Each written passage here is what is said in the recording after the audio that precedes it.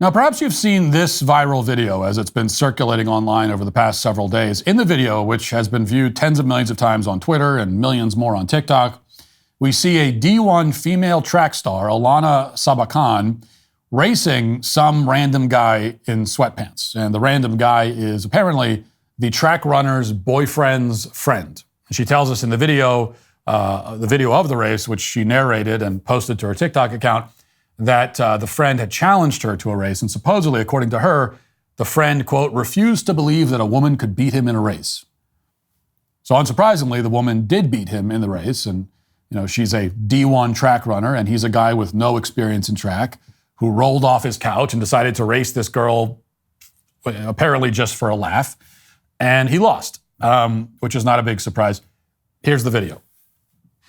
I am a D1 track athlete. About this one time, I, for some reason, raced my boyfriend's friend over 400 meters. He refused to believe that a woman could beat him in a race. He does not run, but he challenged me to 400 meters. And I only agreed because I was doing a 400 workout already, so I was like, sure, join me. Then he ended up bringing both his parents, his family, his friends, and I was like, what the heck did I get myself into?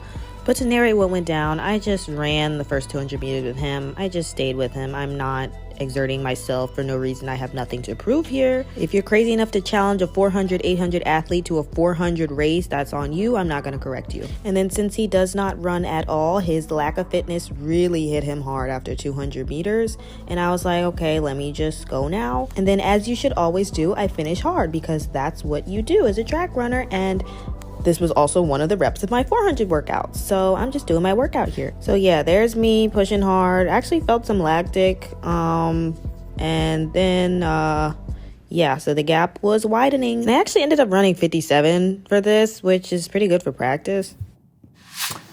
Now, that video has been celebrated by feminists and trans activists all over social media. They're very excited about it. The feminists see it as a great girl power moment where a woman puts a man in his place, and the trans activists see it as proof that there's no real difference between the sexes and there's no reason why biological males shouldn't be able to compete against women.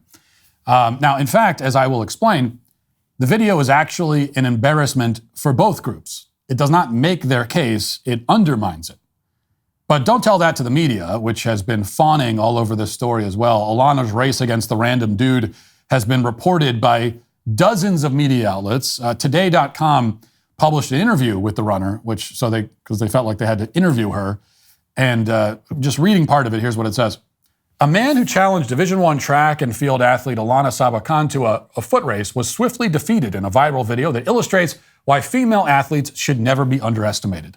Sabakan, 22, tells Today.com that when she first heard murmurings that her boyfriend's friend thought he could outrun her, she found it ridiculous. But when she was already set to work out at a nearby track, she asked if he wanted to join. He didn't really know what to challenge me in, she says. He was like, yeah, I could beat her in the 400, not realizing that was one of the hardest track events, and that was one of my secondary events. Alana, whose main event is the 800-meter race, finished the 400 meters in 57 seconds, which was, quote, pretty good for practice, she said in the video. Her personal best times are 53 seconds for a 400-meter leg of a relay and 54 seconds in an open race. Now, okay, wait just a minute here. She said that she barely exerted herself and ran a 57 against the guy, but she also says that her personal best is a 53. So running a 57 when your absolute personal best is only 4 seconds faster than that means that you were definitely exerting yourself, okay? This was not a casual jog. If your best is a 53 and you run the 400 in under 60, then you were trying, okay? You were definitely trying, but we'll get back to that in a moment. The Today article now veers off into a kind of woe is me tale of men disrespecting female athletes, and this we're supposed to believe is a real epidemic. Quote, it was far from the first time Sabakan, who started running when she was 5 years old, had been challenged to a race by a man. Quote, ever since I was younger, a lot of guys would want me to race them on the playground because they thought that they could beat me, she says. Early reactions to the video suggest to Sabakan that this was a universal experience. Quote, a lot of women were saying that they experienced that a lot, mainly men trying to challenge them in their sport or talent or whatever they do, she says.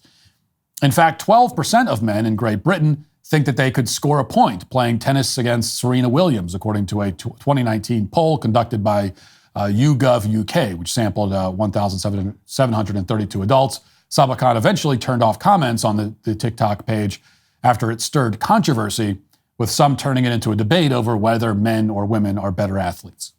Okay, I have to confess I'm a little confused here. I mean, what was the point of that tidbit about 12% of men in Great Britain thinking they can score a point against Serena Williams? 12% is a very small number. So if the premise here is that men are overconfident in their athletic abilities and always disrespecting female athletes, so much so that this is a universal experience for women, then 12% doesn't really make the case. I mean, 12% is hardly universal. And also, by the way, like a certain portion of that 12% of men probably could score a point against Serena Williams. Maybe not beat her, but score a point. So this article is stepping all over the point it's trying to make, which is consistent with the pattern that we see emerging here. Grand Canyon University is an affordable private Christian university based in Phoenix, Arizona. They are dedicated to making education fit into your already busy schedule, which is why they offer 270 of their academic programs online. From scholarships to academic support, GCU's graduation team provides you with the personal support you need to obtain your goals. GCU's online programs offer you the freedom to earn your degree on your own time from wherever you are. GCU is praised for its culture of community, giving, and impact. They integrate the free market system and a welcoming Christian worldview into all of their academic programs. Achieve your goals with a personalized plan and a supportive team behind you. Find your purpose at Grand Canyon University, private, Christian, affordable. Visit gcu.edu. That's gcu.edu. Let's go back to the video. This is a highly trained D1 female track star running hard enough that she finishes with a time 4 seconds off of her personal best, and yet she only beats some random dude off the street by, it would appear, like 5 seconds at most. Which in a track race, like if you're actually racing track, 5 seconds is a pretty good amount. But keep in mind that the only thing the man has going for him is that he is a man. He's not a runner. He's not an athlete. He's not trained. He has no experience with track and field. He's just a guy, and that's it. And that alone was enough to keep him within striking distance of a D1 female track athlete. Now, just to kind of make the point clear, imagine how this race would look the other way. Okay, imagine some random woman off the street challenging a D1 male track athlete to a 400-meter race. She would not come within 5 seconds. Okay, she would not be. They would not be on the same straightaway on the track at the same time. Like, it wouldn't happen. The guy would be crossing the finish line while the woman had barely made it halfway around the track at best. In fact, we can make it even easier for the woman in this hypothetical scenario. So imagine a D1 female track runner challenging a D1 male track runner. And for that, we don't need to resort to hypotheticals because the truth can be seen in the numbers. So let's go back to the 2023 NCAA Outdoor Track Championships, which happened in June. The winning male runner in the 400 event finished with a time of 44.24 seconds, which is nearly 10 seconds faster than Alana's best time. Or twice as much as she beat the other guy by. The guy who finished 8th in that championship match had a time of 45.3, which is 9 seconds faster. But, I mean, let's be fair. Alana doesn't claim to be a Division I champion. She just says she's a Division I, runner. So let's compare those times to the actual female champions. First place among the women finished with a time of 49.2. So if you're keeping track at home, that means that the fastest woman on the track was 4 seconds slower than the guy who finished 8th. But it gets better.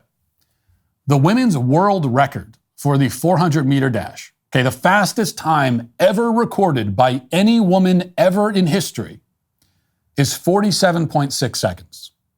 And that record has stood in place since 1985.